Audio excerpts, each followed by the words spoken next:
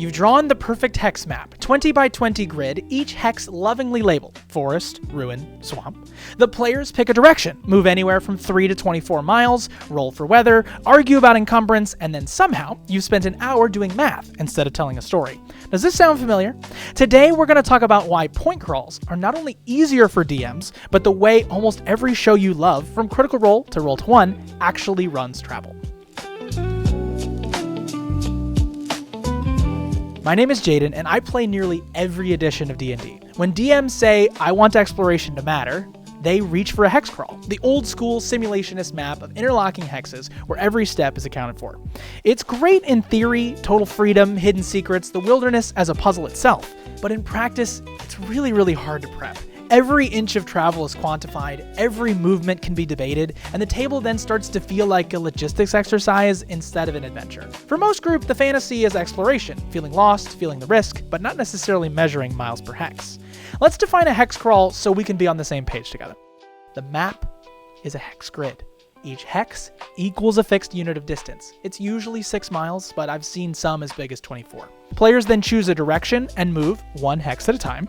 The DM rolls for terrain, weather, and random encounters. It's essentially a simulation of space. The fun comes from navigation, mapping, and survival. The game is the map. If your table loves the record keeping and resource tension, this is cool, but it's work. Hours of prep for content the players might not ever see because they didn't go that way. A point crawl is different. Imagine a subway map instead of a grid. Each point is a place worth visiting, villages, ruins, crossroads. Each line between them is a route, a mountain pass, a river, an abandoned road. Travel happens along these lines, and each route has a reason to exist: danger, cost, or opportunity. Instead of simulating miles, you're actually mapping decisions. It's still a crawl, but these meaningful choices are what you're measuring it through, not the space. Point crawls are easier to run as a DM. Here's the 4 reasons I can come up with. 1, less prep. I prep 6 to 10 locations instead of 60 hexes. Having to think about every box just drives me mad. 2, better flow. The players always understand where they are, what their options are. They're in this one city, they have these directions, not 360 degrees around a hex. How many miles per day again? Exhausting. 3, faster pacing. You can skip dead travel without breaking immersion. Roll 1 check, describe the journey, cut to the next meaningful scene. You're a survival check away from a breezy situation. 4, smarter risks. Instead of random encounter tables every 6 miles, you can attach danger to these individual routes. The forest road has bandits, the swamp path has diseases. You're prepped. Those risks then feel deliberate because they're not arbitrary. The result, we get to spend our prep designing content and not calculating how far things are going to be until you get the gist. Now, let's think about the games that we like to watch. When Critical Role travels from Whitestone to the Shadowdark Bog, do we see a hex map? No, Matt doesn't show them marching hex by hex. He jumps from the mountain pass to a travel montage to the dragon's lair. It's a perfect example of a point crawl in action. Each leg has a narrative weight, a challenge, and a reward scene at the end. Brennan, same thing. Brennan never tracks distance per day out loud. He decides, is this a montage or a moment? That is a point crawl instinct. Zooming in when it's interesting, zooming out when it's not. Why? Because entertainment, whether it's streamed or around your table, thrives on moment density, not mile density. You see what I'm saying? What people think of as good pacing in those shows is just a point crawl design hiding in plain sight.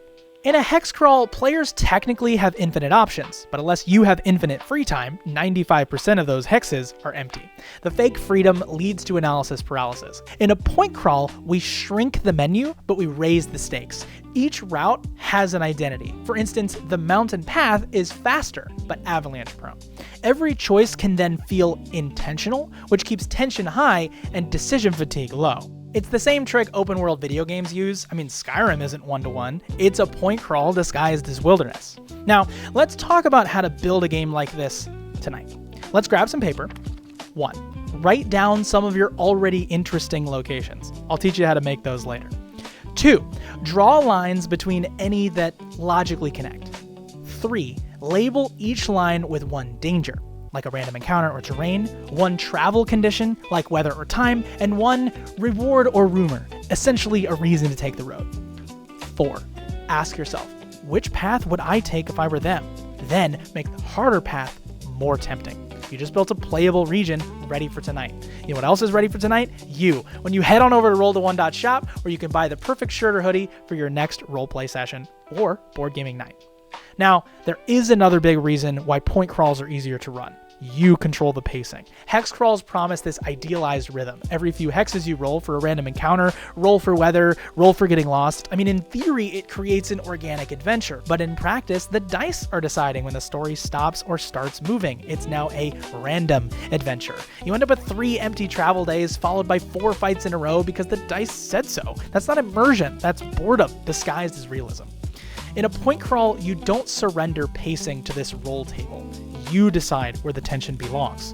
If you want the road to the ruins to be dangerous, make it dangerous. Prep an ambush and maybe one atmospheric roll for flavor. That's it. If you want the next leg to breathe, give them downtime, dialogue, maybe a dream sequence. You don't need to roll. Point crawls let you set the tempo. Encounters aren't scheduled by hex math. They're placed where they'll matter most. To me, random tables are tools, not obligations. I mean, I can still roll, but I roll when I want uncertainty, not because the clock ticks 6 miles. In my current game, one of the forest routes that they can go has a 1 in 6 chance per day of bandits. You'd think I'm going to roll a dice, but I'm only going to roll if I need it. The encounter is just going to happen if they go that way. But if they're beat up, maybe I'll roll. Who knows? Now, let's get really real. Hex crawl pacing belongs to probability. Point crawl pacing belongs to you. And when you control the pacing, you control tension, tone, and table energy, which is exactly what the pros are doing. Their random events aren't random at all. They're chosen moments of surprise, perfectly timed for story impact. And if you made your battle map, you don't want to waste it. Hex crawls aren't obsolete though. If your campaign is about survival, navigation, or discovery is the point of play, keep it. Turn on the slider that shows up on the hex map. I mean, if you're doing West Marches, Into the Unknown, Dolmenwood, I think it's called, these thrive on hex maps and its own style of play. But for narrative-driven games where travel supports the story instead of being the story, point crawls just tend to fit better. The question isn't which map style is right. You need to ask yourself, what are you trying to simulate? If you're trying to simulate geography, grab a hex crawl. If you're trying to simulate experience, grab a point crawl. Most tables crave the second option, the feeling of a journey, not the measurement of it. When you build with points, you're mapping curiosity, not coordinates. And that's what makes people lean forward when you say, the mountain road awaits.